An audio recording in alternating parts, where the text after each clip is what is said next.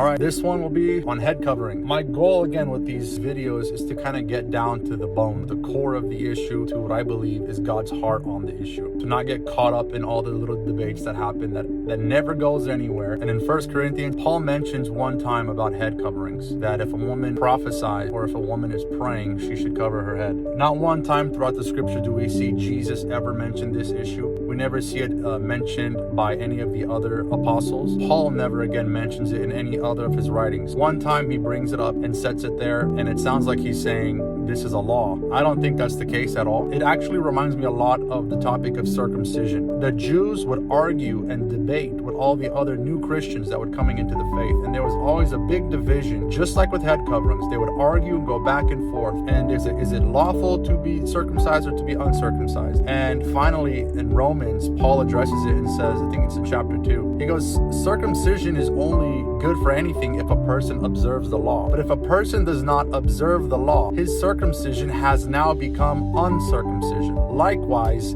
if a uncircumcised person in the flesh obeys the law, he has become circumcised in his heart. What good is it to have a woman that's always wearing a head covering? Her heart is just darkness, twistedness, manipulation, just tormenting the house all the time. I think any man will choose a woman without a head covering that is a good Christian woman, that is filled with Christ-like values, that is loving and sacrificial for the family. And at the end of the day, this topic has caused more war than edification, and I believe the conclusion should be what Paul actually says in the chapter before this passage, where he's talking about food. He goes, if food is worship to idols and I eat it, I don't sin, I'm okay. But for the sake of the weaker people around me, for the weaker people's sake, I won't eat food offered to idols for their sake, not to offend them. And then right after talks about head coverings. So likewise, if you go to a church where head coverings is a big deal, if you're a Christian and you're not trying to have problems, but you're looking for peace and you want to be known as a son of peace, wear your head coverings, ladies. For the sake of peace,